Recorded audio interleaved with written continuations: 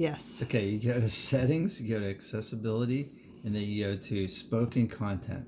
And up here, this is normally off.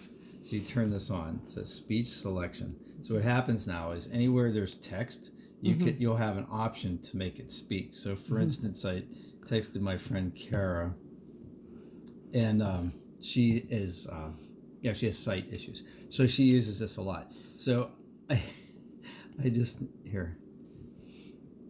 So see how it says speak? I hope you had that on text to speech. I wonder what that sounds like. Ha ha ha ha ha ha ha ha. And then I looked up things that were funny to like do text to speech with, so I copy and pasted this one.